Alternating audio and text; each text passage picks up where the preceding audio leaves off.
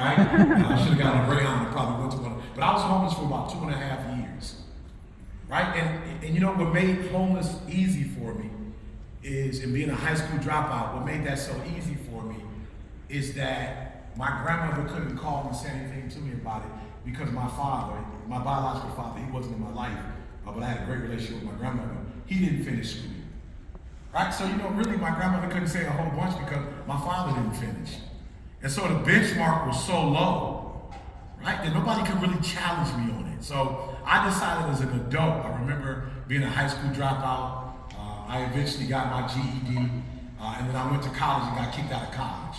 And I remember when Dee Dee and I had our first child, Jalen, I went back and begged the president of the university to let me back in, right? And from there, I went from a GED to a PhD. And the reason why I went from a GED to a PhD, I don't really like school. I'm gonna be honest. I don't particularly care for, formal education, right? And so people ask me all the time, like, if you don't like, matter of fact, I remember finishing high school with a GED.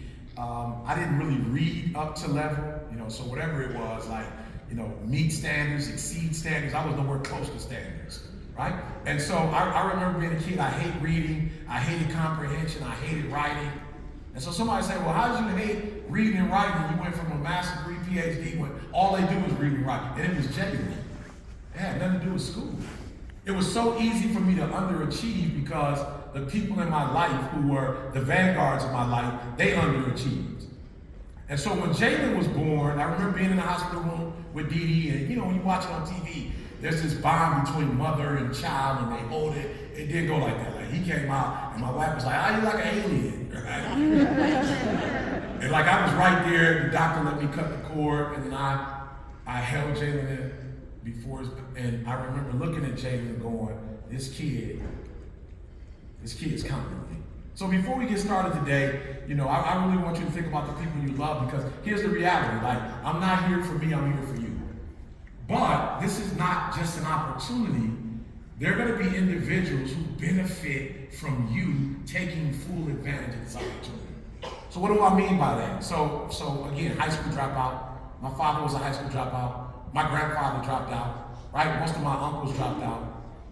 But when you have a PhD and your wife has a master's degree as a registered nurse, you kind of put your kids in a situation where they gotta at least finish high school. Right? And so that's why I'm saying, for a lot of you, like, you're not really taking full advantage of this opportunity because you think about you. And can we be honest?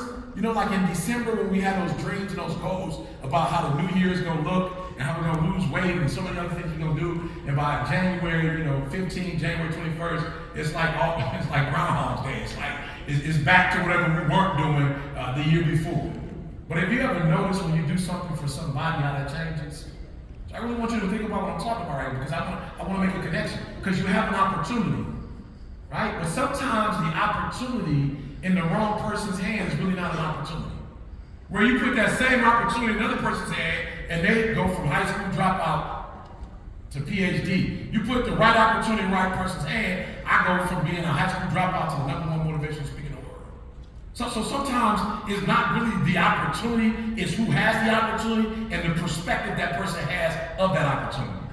And so I really want you to think about, like, who's coming behind me, and how what I do today, how is that going to affect them? So I just want to start all over again from scratch. I want you to write down 3 names at least of the people you love. So again, for me, it's Dee Dee, it's Jalen, it's my mom.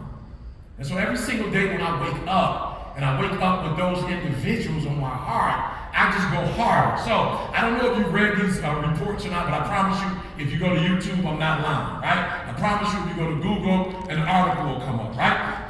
There are reports of, like frail women, probably not more than 110 pounds, like a runner, right? And an animal or something is chasing her, and she's running for her life. But then that same scenario happens when that animal is chasing that mom, and she's running, but she's got her baby in the car seat. Everything is stroller. Everything changes. Like, you will literally see a mom chase that same animal that a week or 2 ago she ran from. Why? Because her why is evident, and so she's able to bring something out of herself that she wasn't able to bring out the other day. And one of the things I want to help to do is I want to help you because humans are capable of doing all kinds of stuff. What I'm hoping is that the most capable version of you, and I say this not because I read it in the book, I'm classified to say it as someone that was once a high school dropout in America, like I ought to be ashamed of myself. But as somebody that was broke, I ought to be ashamed of myself. As a person who had a terrible credit score, I ought to be ashamed of myself. Like when I got my PhD, it was one of the worst days in my life because I realized, Eric, you had this capacity years ago. And for whatever reason, you decided not to be the best version of yourself. When I became the #1 motivational speaker in the world, and I'll never forget, like I grew up in Detroit, y'all. My mom worked for Ford. Like, I'm a real Detroit baby. My mom worked for Ford. It wasn't my real father, but eventually my mom got married. He worked at General Motors. Like my whole, like I'm from Detroit. Like my parents literally, the Ford, GM, and Chrysler. Right? That's how I grew up. And so I grew up with people grinding, going to work every single day, but I was average. Right? At best, I was average. And my mom probably made $100,000 a year, and as a speaker, I probably made $200,000 an hour. I say to myself, why were you playing? You had these abilities when you were 15 and 17 and 18, but like a lot of us in this room, whatever our capacity is, we're not living up to it. And so I'm challenging you that maybe you're not living up to it, not because you don't have the opportunity, maybe you're not taking advantage of it because maybe you're thinking about yourself. And so if you could just think about those people regularly, maybe it can pull something out of you that you're not pulling out of you every single day. So now let's get started. What do you want? What do you want? I want you to put that in your phone. What do you want? Sent my daughter an assignment yesterday. I said she's 25. Also, fortunately, because I got my act together and I graduated from Michigan State, my son graduated from Michigan State. And my son worked for Coach Izzo for 4 years. And so because I decided to reach my capacity, my son worked with a team where he has a Final Four ring and an Elite 8 ring. I didn't get that because the people that raised me, they didn't necessarily live to capacity, so I didn't live to capacity. But I'm challenging my son through my life to live up to capacity. My daughter, Michigan State, 4-year degree, master's degree. She's working right now to be a licensed counselor. Listen to me very closely. I sent to both of them yesterday, look, I want to know what your 10-year plan is. I want to know what your 5-year plan is, your 3-year plan. Like, I want you to break that down. I want you to break down what are the milestones, what are the tasks. Like, yo, I'm just telling you, I didn't get that from my family members. Why? Because they weren't living up to capacity. And so now I'm challenging my kids. And I'm giving them the structure so they can challenge my grandkids. And I'm giving them the structure so they can challenge my great-grandkids, and my great-great-grandkids. What do you want? I asked my daughter, what do you want in 10 years? Let's circle it. What do you want in 5? My son was like, Dad, I'm open. I love it. You can have 2 kids by the same parents, go to the same schools, the same church, and they totally different. My daughter was like, Dad, can you meet tomorrow? I'm ready to go over the 10-year plan. My son was like, Dad, I'm overwhelmed. I was like, all right, let's start with a month, son. Let's start with a month. What do we do this month? Okay. How about this week? Okay. I'm overwhelmed. We'll build our way up for 10 years, right? It might take us 5, okay? Right, so everybody's different, but I really want you to think right now, what do you want? Right, we go to the first slide, and I'm asking you that in context, right? When I ask you, what do you want? The cool thing about it is you live in America. I don't know how many of you are from, or you've ever visited a third world country. Listen to me very closely. People ask me all the time, Eric, what's some of the most difficult things to like, I don't like speaking in third world countries. Like, I'm like, don't send me to a third world country to motivate nobody. Why? It doesn't work the same as it works in America. Like, I'm telling you, I get up at 3 o'clock in the morning, I grind. People like, why would you get up at 3 o'clock? I'm like, it's America. This is the place where you can work hard and be rewarded. Like, yo, this was the place where I was a high school dropout, I was homeless, and I had to work at McDonald's eventually. This is the same country that now I go from a GED to a PhD and I'm making $200,000 an hour. This is the same place where I failed English in high school, in college, and eventually got it together. And just a couple months ago, I wrote a New York Times bestseller. Only in America. Only in America do you get rewarded for the grind. If you hunt it and you eat, Only in America. So I must say, some of us, like, and I said it, so I'm not judging you, but we ought to be ashamed of ourselves that we live in a country of opportunity and we're not taking advantage of the opportunity. Like, we live in America. Now, that was the point. I'm sorry. Maybe some of you don't go to church, but that was the point. When I said you live in America, and that's a great thing, you probably shouldn't. That was your time to clap. Come on, E.T. One of the greatest countries in the world, like, that was your time to say thank you. Let's stop there. Let's stop. Just check. I'm just count to three. Just say USA. I just want to make sure. Some of y'all seem like y'all don't know where we live. And what a great opportunity.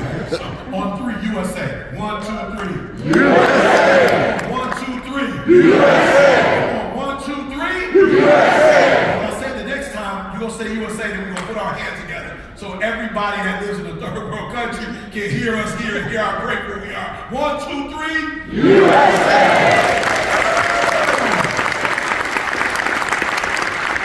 You're adults. I'm hoping you're not entitled like my son, right? You live in a great country. And you live in a country with something that's called opportunity. And country financial, this is our opportunity. Like, this is the opportunity. Like, this is where we are right now. This is how we're gonna make our money. Like, this is it. And so you live in a country and you have an opportunity that if you do what you're supposed to do, there are absolutely no limits. You ought to be excited about that. When I woke up one day and realized you can go from a G, like nobody's gonna stop me from getting a PhD because I didn't start right. Nobody's gonna punish me because my mom got pregnant with me at 17 and my biological father was not in my life. Nobody's gonna punish me because I was homeless and a high school dropout. I live in a country that the day I wake up and I'm ready to grind and I'm ready to go get it, they're not gonna punish me for what I didn't do, they're gonna reward me for what I do. Come on! That's the country we live in. And if you're willing to grind and work for it, you can get it. So our opportunity, everybody say, because I want to make sure you caught it. At this particular moment, our opportunity is what organization, what company? Come on, say it like you love them. I'm getting paid for this. Don't make me lose my job. I have a job here on 3. What is the opportunity? 1, 2, 3. Good. 1, 2, 3. Last time, 1, 2, 3. Listen to me very closely. Just like America, if you grind, now look, I've been all over the country. I've been doing this for 30 years. I've never seen somebody pass out $2,000 worth of cash. I saw that. I was like, how do I want to get in on that? My wife was like, we should do that at our conference. I was like, oh. I saw him count to 1920. I was like, maybe 500. We're not country financial. Let's go to the next slide. All right, so we've established the fact that you have loved ones. We've established the fact that what you do is going to impact. We didn't establish this. So let's go here. And please be honest. We don't have to impress anybody. We don't have to please anybody in this room. But I need you to be honest. Please do me a huge favor. Be honest. On a scale of 120, and 120 means you do way more than what a company asks you to do. You do exactly what you're capable of doing. How many of you can honestly say, the scale we're going up to 100%, 120%. How many of you can honestly say, Eric, I know how gifted and talented I am. I know what it looks like when I go all in. I'm honestly, and I'm doing okay for myself, but really capacity, I'm probably giving about 50% of my capacity. Just let me just see your hands, just be honest. Good, I see you, thank you. 60%, I'm about 60%. Let me just see your hands, 60%, see you. Good, thank you. So at 70, I'm probably at 70% capacity. Now this has nothing to do with me, this is you. I just want you to see how well you're doing at 50% capacity. I just want you to see how well you're doing at 60%. How many are like 80%? I'm probably at 80% capacity. Good. Somebody 90%, I'm probably at 90% capacity. Good. Last year I had a chance to speak to the San Francisco 49ers. They were like right at that point where if they lost another game, they wouldn't make it. They probably could lose one game, right? And they wouldn't make it to the playoffs. So I had an opportunity to go in, and people were calling like, yo, E, they weren't even supposed to make it to the playoffs. They made it to the NFC Championship. Like, what did you say to these guys? You know, and I went in and I said, wow, you know what's crazy? I said, you know, for real, I said, coaches, please leave. I don't want any coaches in the room. I said, man to man. There's some of you in this room, your stats were better before they gave you a $100 million contract. It's embarrassing. Like, you did better your rookie year. You did better those 3 years before you got that big deal. Now this man has given you $100 million and you're not performing like you were when you were getting $20 million. Can you honestly tell me that I didn't read in the injury report where you got injured? Like, I didn't see where anything changed, but maybe your heart. As a grown man, you took an extra $100 million, but you're not performing like that on the field. Your mom's out there watching. Your dad's out there watching. You got family members, coaches. You ought to be ashamed of yourself. You should have just told the man, keep your $100 million. I'm not looking to perform at that level. You haven't scored a touchdown since you got the $100 million. Like, you're like a total different person than you were your rookie year. Say, do me a favor, guys. That's all I'm asking you. Just go out there and be your best self. And they should have went to the Super Bowl. The guy missed that interception right at the end. He's no longer with the 49ers. He's no longer, but you get the point. And so I want to do the same thing today. I asked you a question, and those of you said 50%. What I would hope that you would do after today is at least get me to 70. And those saying 70, get me at least to 85. And those saying 90, get me at least to 110. Right? Because I'm telling you from personal experience, go Google me. Nobody knew who I was when I was a high school dropout. Nobody knew me when I had a GED. Nobody knew me when I lived in abandoned buildings. Nobody knew me when I was a college, I'm sorry, I was about to say dropout, but I was asked to leave. It was called academic.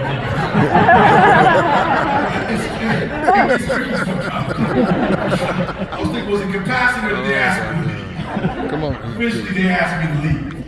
Right? But when I came back and I got the second opportunity and I thought about, I didn't want my son to know that his dad was a high school dropout, that his dad got kicked out of school. Like, I wanted that to be a part of the journey, but I didn't want that to be my story so that he didn't have an excuse. And so when I look at our relationship now, when he called, he was like, Dad, you don't understand. I said, actually, you don't understand. You weren't homeless. You don't understand what it's like being growing up without your dad. You don't understand. So I don't want any excuses. We got 6 degrees in this house. I don't want no excuses. So I ask you this question because man is capable of doing so much more than we think we're capable of doing. How many of you agree with that statement that inside of you, you know you have more? Let me just see your hand. I'm not asking you to do anything. Thank you. I had no people clap. Thank you so much. Thank you. I'm not listening to me very close. I'm not telling you, I'm not your supervisor. I'm not here to tell you to do anything. I'm just here for awareness. When you walk out of here, capacity-wise, you can do more. And if you can do more, you should do more. And if you do more in America, you will be rewarded for doing more. Let's go to the next slide.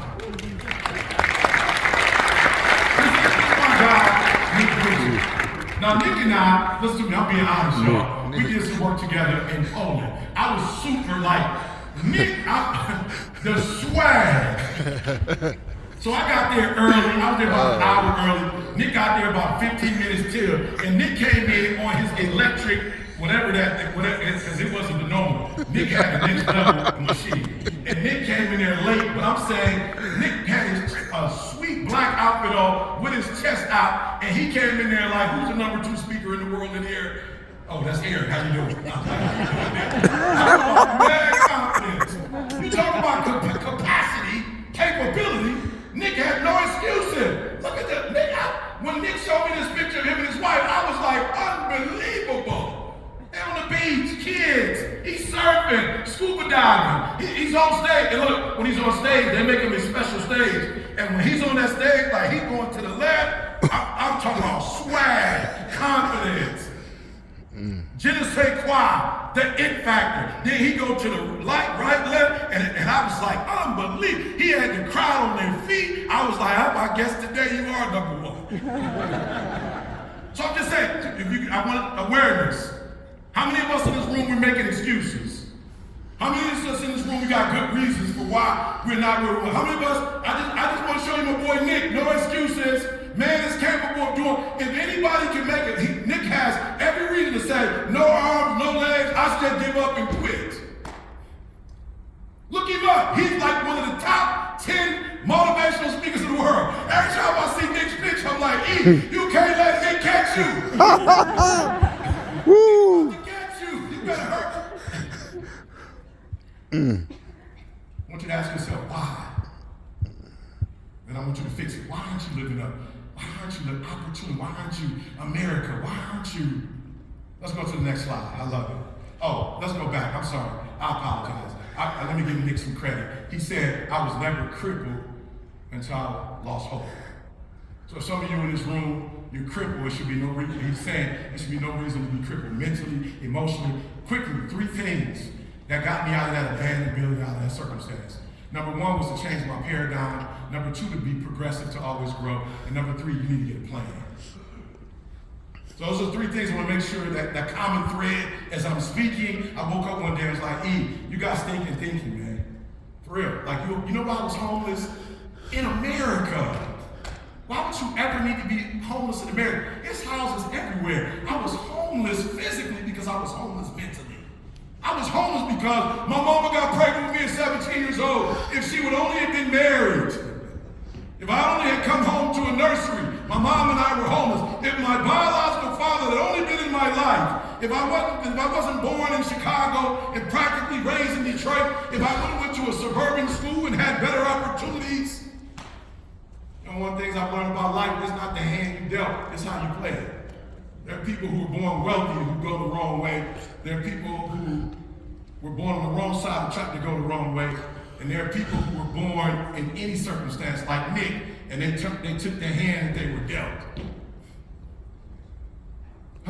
Here's where I was messed up.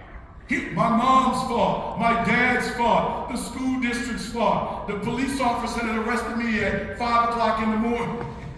I was like, yo, why you arrest us at 5 o'clock? Like, why did you bother us? So what, my friend picked me up in a stolen car. I just got off work from McDonald's. My boy picked me up in a stolen car. He had some drugs in the car. Why'd you pick us up? Well, he was like, well, it was 5 o'clock in the morning. The 2 16-year-olds just driving around, just a little suspicious. It looked like y'all was going to school. As I sat in that abandoned building one day, I said to myself, the police officer that arrested me, he doesn't know my mom.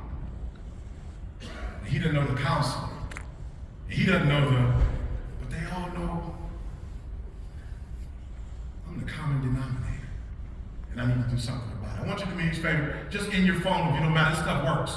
I want you to, in your phone, if you don't mind, I just want you to put down one reason why you're not living up to your full capability and why you're not taking ultimate advantage of this opportunity. Just one thing. If it's, I thought it was somebody else's responsibility.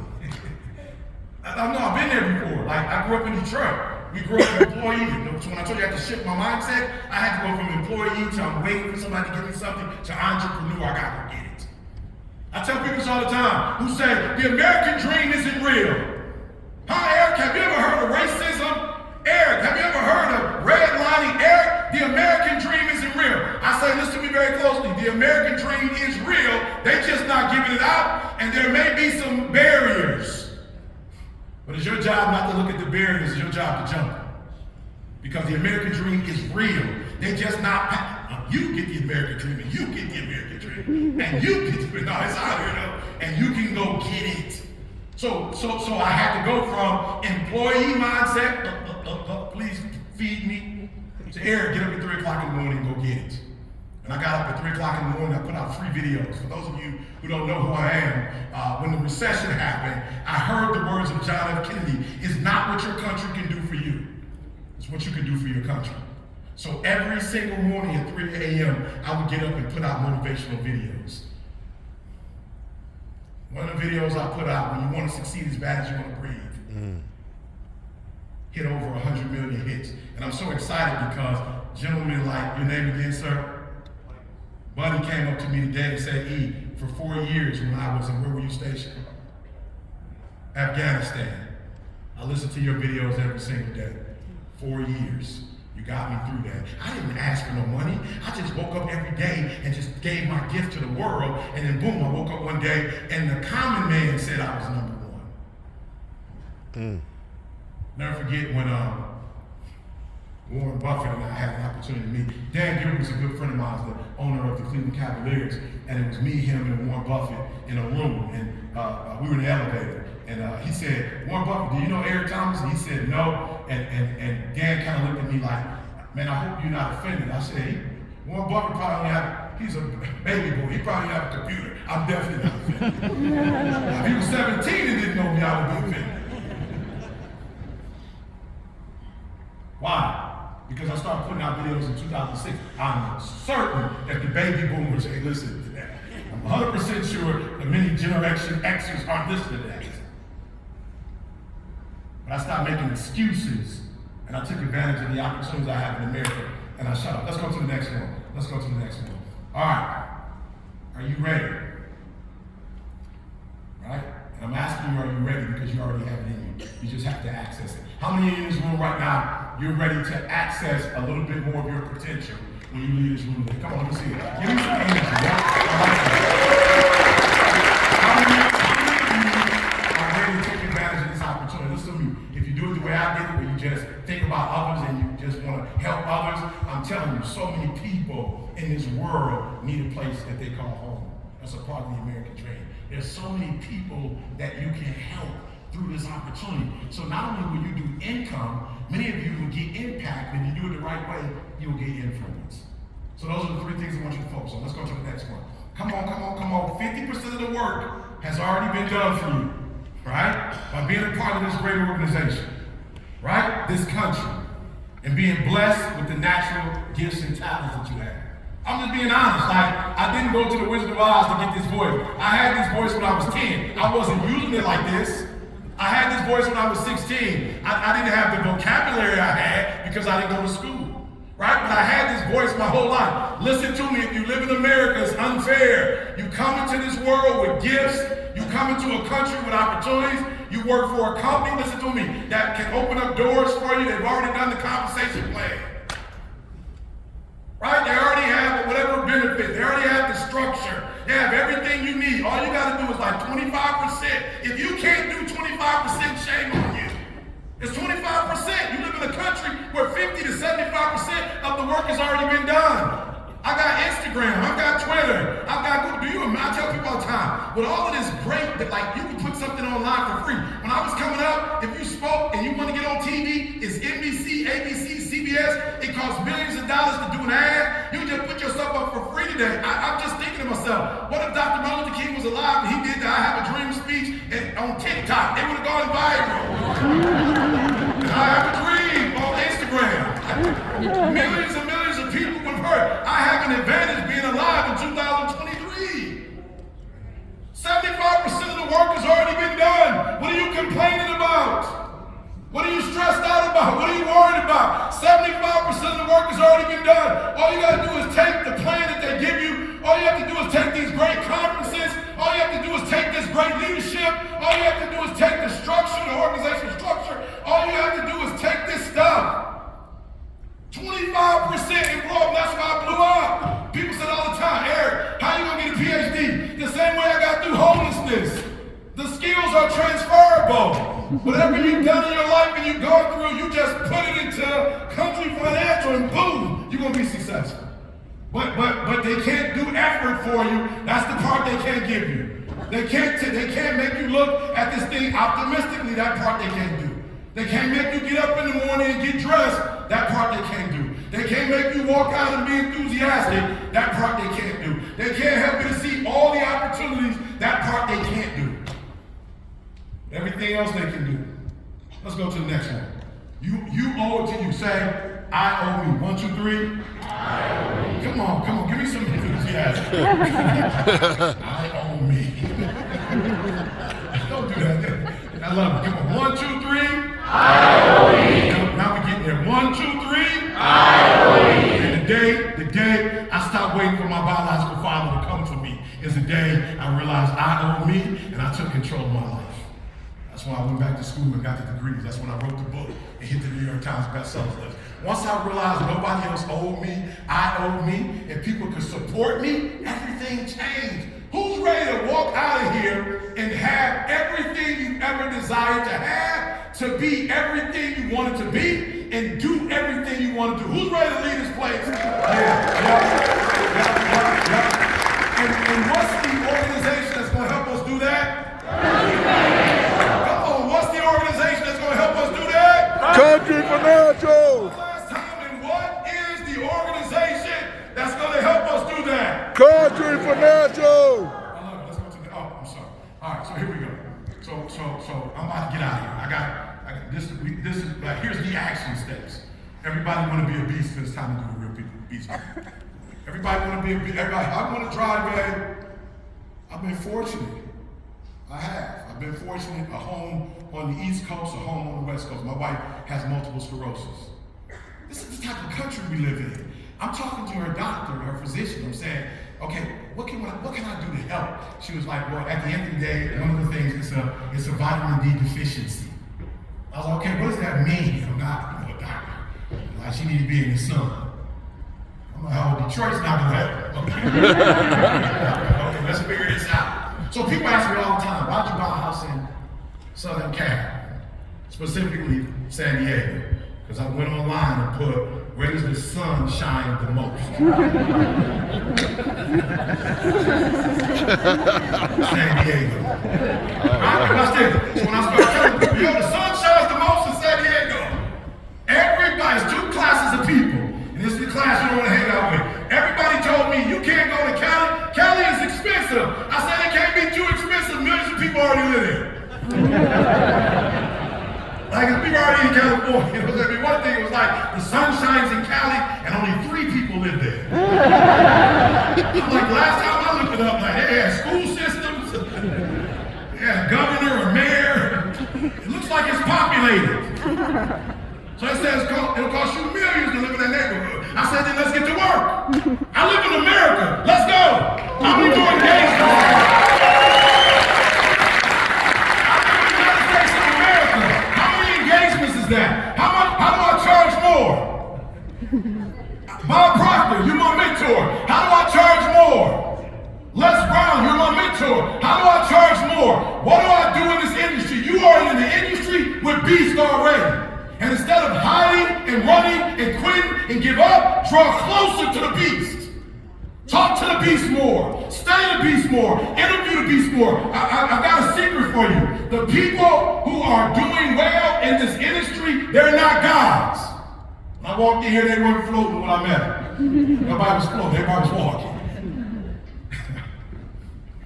Meaning, if they can do it, you can do it.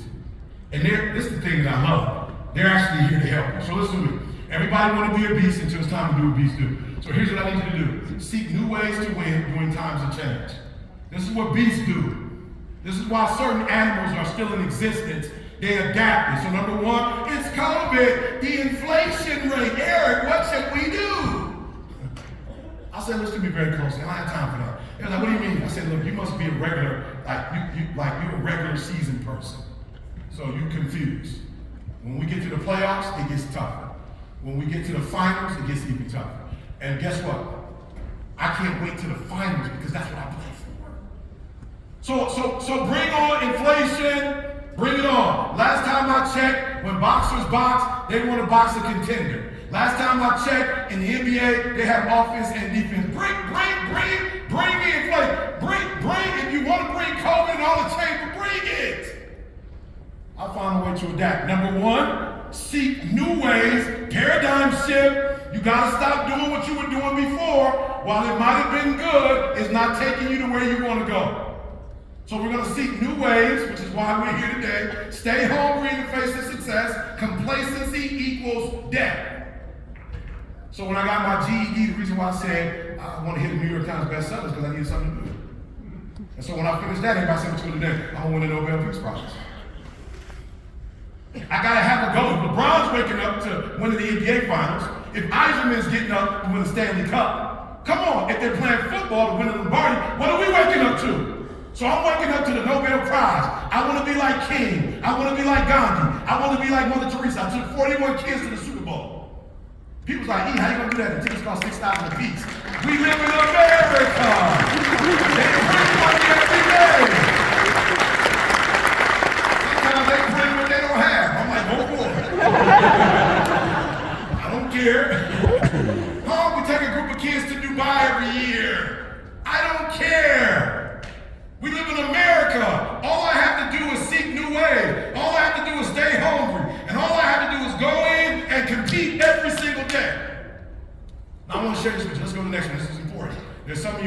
assume that you're not, new strategies require, new situations require new strategies. So there's some of you, you feel like you're not winning in these times. For those of you, I know some of you have pride. For those of you who don't have pride, you just want to win. Raise your hand if you're like, man, E, this new situation it's a little tough. Let me just see your hand. Like this new inflation, COVID. Don't worry about the person next to you.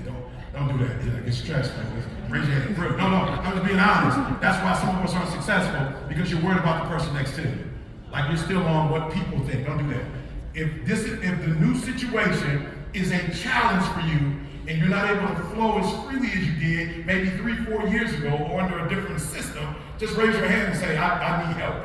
Okay, I need help. Good. So I want to show you some paradigm shift. So everybody thinks that the lion is the king of the jungle, right? I always see people with like lion tattoos, and that's not the tattoo you should be wearing, because the lion only has a 20% success rate. Go home and do your homework. At best, there might be a lion, might be a pride that on a good day they have a 30% chance of. So what do I mean by that? Go watch National Geographic. Go watch. Like you will actually see a lion attack something and it will get away. Sometimes you might see 3 of them on there, my man. Sometimes when he get away,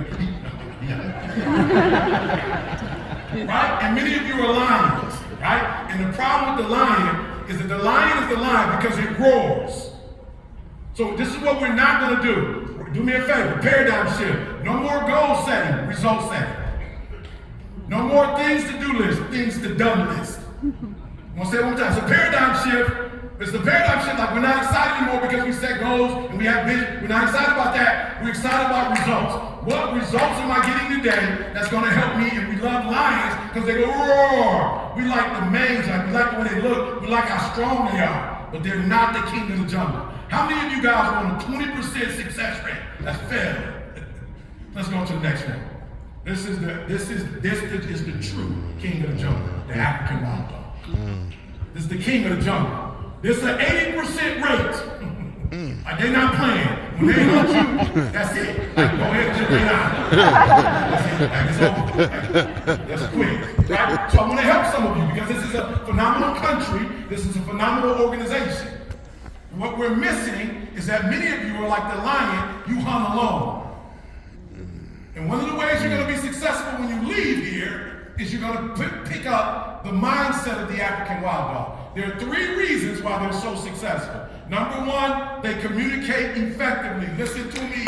Before you leave today, find at least 5 or 6 different people that you can collaborate with and communicate, over-communicate. Talk every single day. I was talking to my group today. We brought in one guy. He was like, Eric, we did something for it. Bruh, it's unbelievable. Like, there's a digital product that you can do right now and make about $30 million. But we need this, and that. I was like, say more, over-communicate.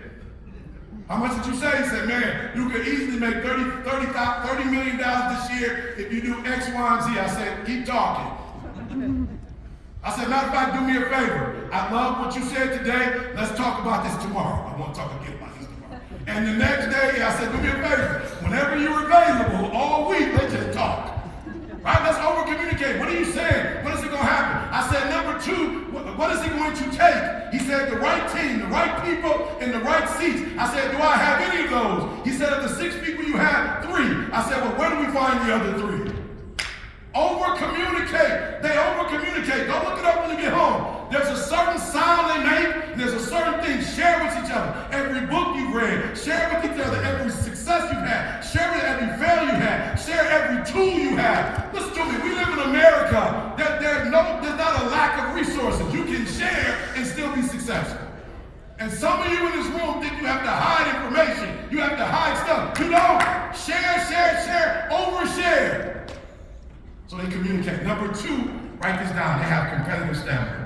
Now, the lion can run 55 miles per hour. Here's the challenge though. They can run 55 miles per hour for about a good 20 minutes. That's not what you want. The African wild dog does not even chase you.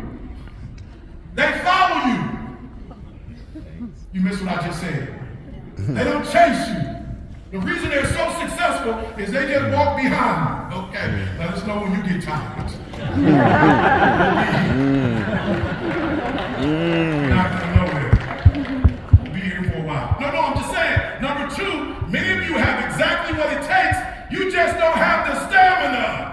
You go hard on Monday and Tuesday, then you wear out on Wednesday. I am here today not because I'm the best. I'm number one in the industry because I wore them down.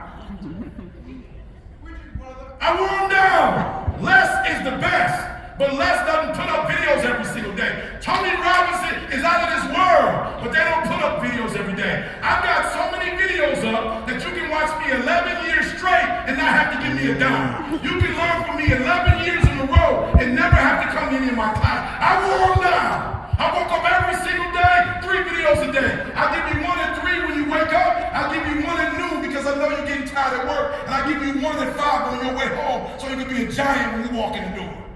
Because, let me tell you why. Let me tell you why. Because many of you might be 6-figure earners and 7-figure earners, but you're not 7-figure husbands. You're not 7-figure dads. You're not 7-figure moms. You're not 7-figure spouses.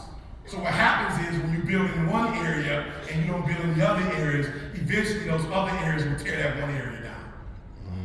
And so when I would speak, I gave you everything. And I became number one because I had stamina. And I'm still as strong today as I was. I've been in the game for 30 years.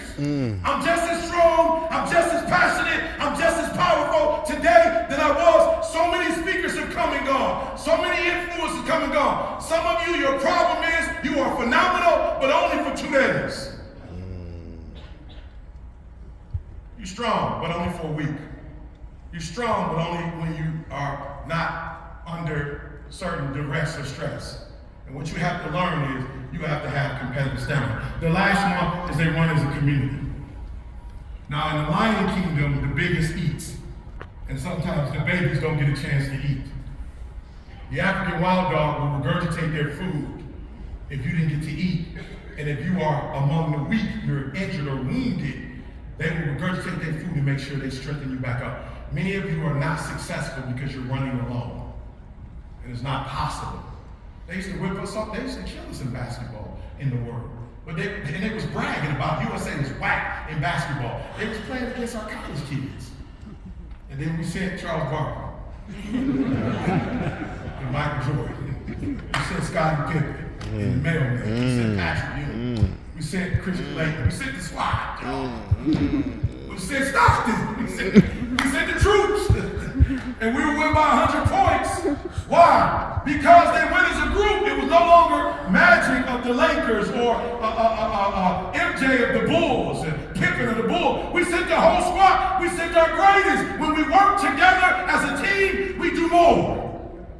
And some of you come from mentalities where you don't share, you don't help, you do it alone. Let's do it. You can go fast by yourself, but you can go far together. I'm gonna say it one more time. You can go fast by yourself, but you go far when you do it as a team. Does that make sense?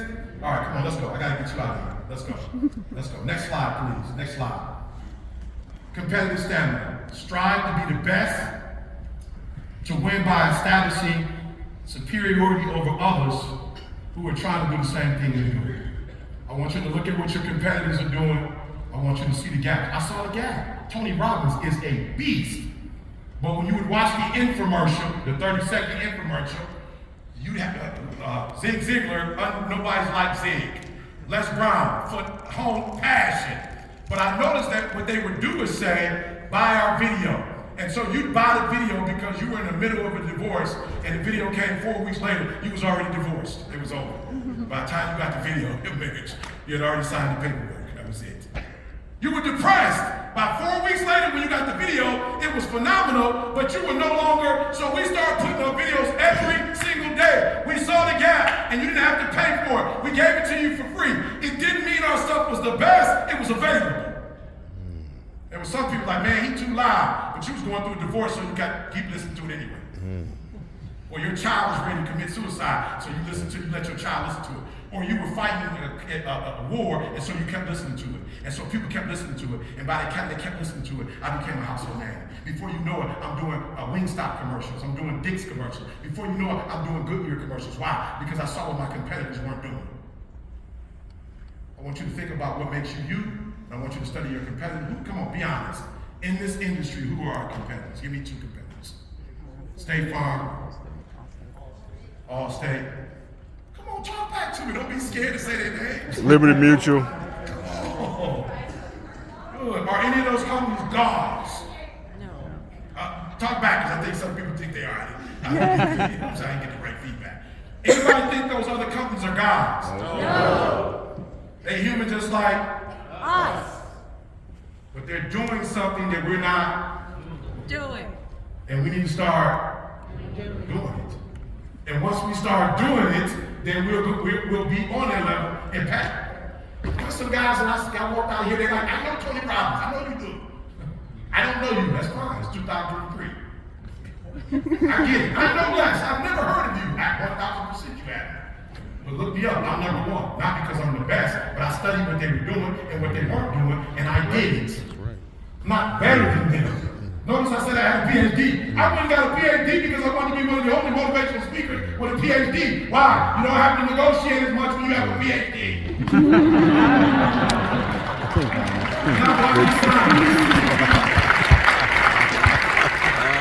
So I noticed none of them went to school and like they didn't have to, but I did. I just saw it was a gap. Does that make sense? Figure out what they aren't doing. I don't care what you used to do. And that's a problem I have with my generation older. I know we used to use typewriters. They don't anymore. Somebody said the other day, they're not doing cursive anymore. Nobody's writing. They don't need cursive. My baby isn't learning cursive. My grandchild, my poor grandchild doesn't know how to write her name. Nobody else, they DocuSign. Nobody write their names. That's over with. No typewriter or word processor. It's over. We're free from whiteout. So you should be excited. You should be kind of blessed that we don't have to white out anymore. I'm saying, we gotta get a new mindset. It's money everywhere. There are people that need our resources everywhere. But we gotta think different. We've gotta be progressive. And we gotta have a plan. Does that make sense? All right, let's go. All right, my time is out. Let's go. Come on.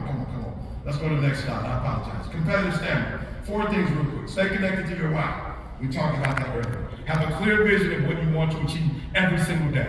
Don't play Russian roulette. Don't play luck. This isn't a game of luck.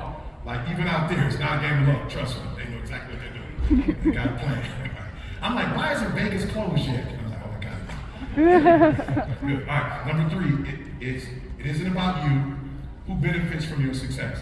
I did nothing but free videos for years, and then I became #1 in the world. Don't flip it. You don't have to worry about you. If you take care of enough people, they will sing your praises, and they will give you opportunities. Finally, know what drives you. Self-awareness comes before self-mastery, right? This is a little code that we do for a free assessment test. All right, let's go to the next one. All right, embrace change. Change is the heartbeat of growth. Leaders must be more nimble than ever before if you want to succeed in this post-COVID business environment. Let's do it. No excuses, just adjustment. Say that with me.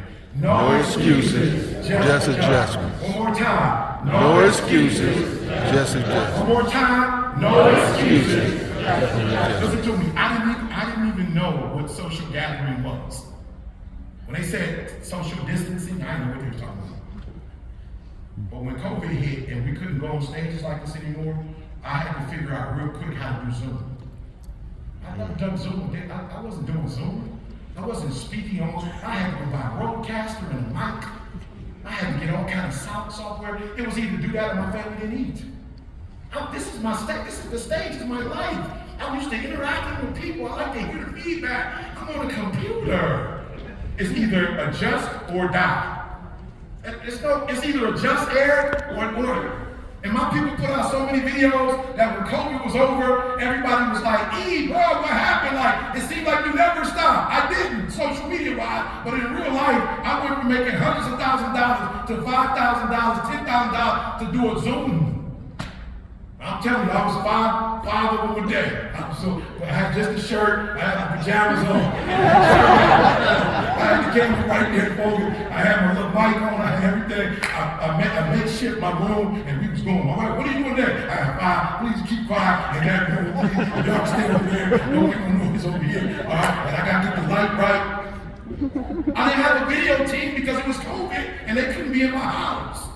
My wife has multiple sclerosis. Her health was compromised. I didn't make excuses. I just made an adjustment. And finally, when we came back out, because people were locked inside, they started listening to my videos like they never listened to them before. And I went from 75,000 to 200,000. The demand was greater when I came back out. Don't make excuses. We're not in a third world country. We're in America. Make the adjustment. There's money everywhere. There are people that have needs everywhere. Make the adjustment.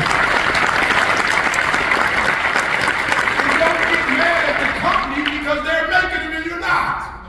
Well, that's not how it was 2 years ago. Nothing is like it was 2 years ago. It's taken 7 months. We've been without a kitchen for 7 months. We can't get the products. My backyard, they started in 2020. My backyard still isn't finished. I gotta let the guy go, sue the guy so I can let the guy go. What happened? He lost money during COVID. He's not a bad person. He just don't have money to fix my backyard. Make the adjustments. Look, let's go. All right, I'm sorry. I'm at 0. All right, let's go fast. If I keep talking, pretend like I'm not, and just go to the next line. I'm in trouble here. Right, let's go. All right. So 5 steps to embracing change. Number 1, don't overreact. How much is really changing? People still need your services. How much has really changed? So what you got to do it online? Or so what, it takes a little longer. It doesn't matter. So don't overreact. Look for new opportunities that change brings.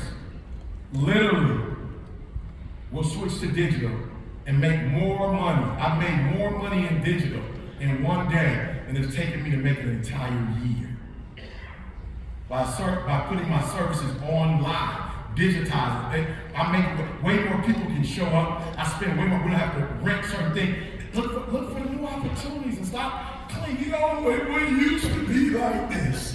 Oh, back in the day we had it's not back in the day. It's a new time. It's still a great country. It's still a great company. Don't resist. Be honest, how many in this room, when change happens, you resist a lot? Be honest. Let me see it. Be honest. Come on. Stop resisting. They know what they're doing. Come on, point over here. I don't want to get them in trouble. Just point over here for me. But how many of us, when we leave this room, we will learn to trust what the organization is doing? Let's be honest. We will learn to trust. It's okay to learn. We will learn to trust. How many of us trust that the changes they're making may not be good for one individual, but it is for the collective? Come on, let's see your hand. How many of you think that the plan they put together is going to benefit you and benefit your legacy, the children after you, if you do what they ask you to do? Come on. You gotta believe that. So that's why I said have a coach that you can talk to. You can talk to and talk through those changes. Right? And if you guys need my help, I'm willing to do a virtual experience where we can ask questions about change. I promise you. The final one, monitor your self-talk. Monitor your self-talk and avoid taking a negative perspective. Because if you talk negative, you're going to create negativity. Before I was #1 in the world on paper, Les Brown said to me, I remember telling Les Brown, you and so-and-so are #1 where he said, don't you ever say we #1, you #1. I said, I'm not. He said, no, you are #1 the day you say you're #1. So when you go on camera from now on, you say you're the #1 motivational speaker in the world. So I just started saying it. Self-talk. My self-talk was hot. I'm #1. I would look at myself in the mirror and say, you know what? I don't know if he ever thought I was going to be #1. I don't know. But he knew that the way I would walk would change when I said I was #1. He knew when I would negotiate that it would be different when I said I was #1. He knew that. And then one day a friend called me and said, E.T., you been online lately? I said, He said, man, when they type your name in, not these other programs or hack programs, they make people #1, just like on random site, you #1 in the world. And I called Les and was like, Les, thanks. I'm number one in the world. He said, I told you, don't talk about this company in a negative way. And if somebody's calling you talking about this company in a negative way, hot potato, you drop the phone and you run. I'm being honest. You let them know. Don't talk about my company like that. You are allowing this. You are destroying this company from the inside. Don't talk about our company like that. Don't talk about our leadership like that. Don't talk about our systems and structure. Don't talk about it like that. You got a problem, you go to them and you talk to them, and they'll help you understand it. Does that make sense? Because negative talk is going to corrode and corrupt this company from the what? Inside. From the what? Inside. Not from the. You can't destroy this company from the. It can only be destroyed from the inside. So be careful how you talk. Last one. I mean it. All right? I want y'all to be allergic to average. When I was with Nick Saban, he said 5 things to the players. Don't be below average, don't be average, don't be great, be excellent or be elite. He said you have 5 choices. When you come to Alabama, we're not below average, we're not average, we're not good. We're either excellent or we're elite. And you know how I know he was telling the truth? Because the quarterback that played for Philadelphia, that was in the Super Bowl, he cut him and brought in Tua, and they still won the national title. Because all his players were elite. I leave you with this. Do you know how phenomenal this company would be if every one of you were elite? Do you understand? Do you understand where this company would go? But some of you are average. No more. Be allergic to average. Some of you are good and you're satisfied with that. No. From now on, we're going to be excellent. Come on. We're going to be excellent. Come on. We're going to be excellent. Or elite. Come on. We're going to be excellent. Or elite. There's no other options. And if we start at excellent, we're not going to stop at excellent. Our goal is to finally become elite. Good. As I leave, stand with me. I want you to repeat after me. I can. I can. Well, y'all can do better than that after this.